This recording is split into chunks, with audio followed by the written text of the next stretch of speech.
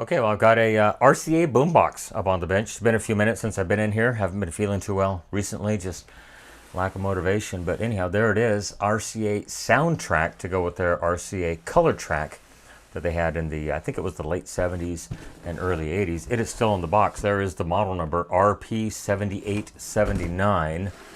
And AM/FM stereo dual cassette portable component.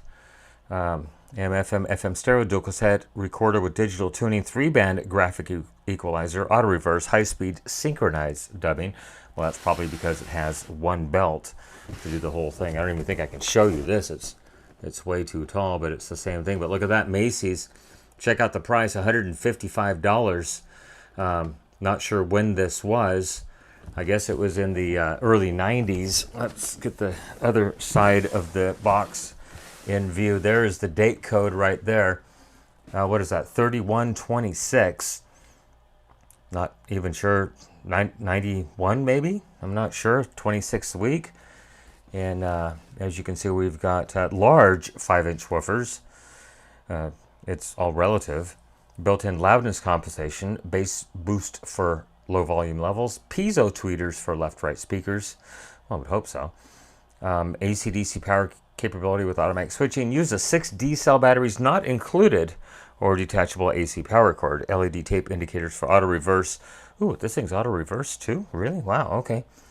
3-band graphic equalizer. RCA audio 1-year limited warranty. That's probably about expired by now. 10-station memory, blah, blah, blah. If you want to pause it and read it, yeah, go be my guest. So let's get the RCA audio soundtrack out of the box. Now the customer says when he plugs this thing in, oh, I thought there was going to be more styrofoam involved here. It is a bit smaller than I anticipated. Let me get rid of this box. One moment. Okay, here we go. Let's take a look at this beauty right here. There it is. Wow, still smells pretty new.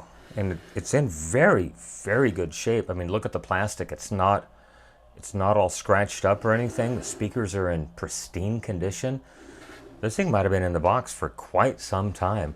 Anyhow, the customer says, even with AC power connected, which he did not include a cord.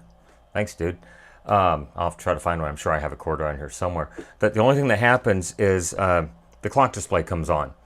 And when you turn the power on, which is probably somewhere, there we go, nothing happens. It does not power up. So let's go ahead and try to find a cord for this guy. I should probably not just lay it face down, but there is what the cord would look like. It looks like it's just the close pin variety, not the far pin variety. Let me look and see what I can come up with, and we'll move forward.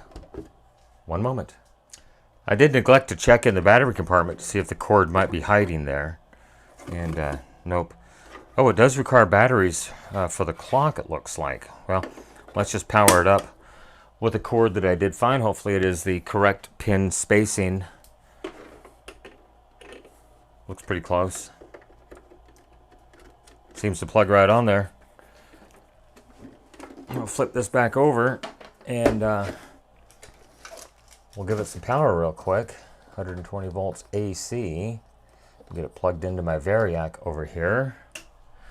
And power has been applied. I'll just lean it back. And yes, indeed, the display does light up. Let's kill power. And I would expect it to stay on for a moment, even though it doesn't have any batteries, computer batteries in it. And it stays on quite a while. What if we try to? Nothing.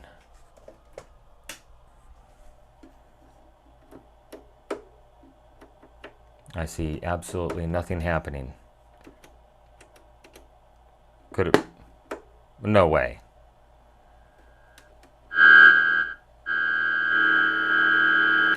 The timer button was pressed.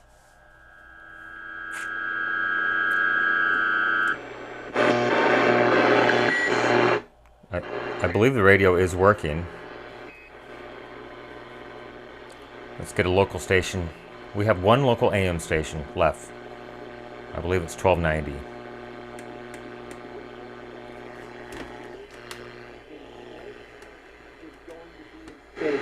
Because just wait and see how... And it does work. Could it be that simple? Obviously it can be. Let's try fum. Would you like M or fum? I'm seeing stereo stuff. There's a local station. Okay, that's working. I thought that was a sports station. It is in mono. Or, okay, the pasta needs... Okay, well, it's that simple. Does the tape work? Well, let's go ahead and check the tape. Tape. There we go.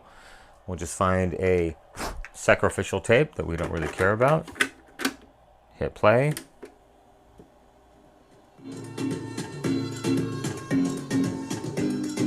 It's working.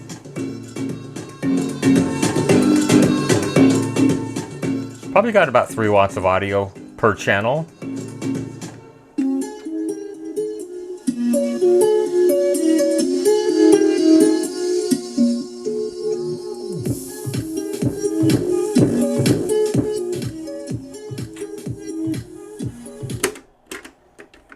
Try the other tape.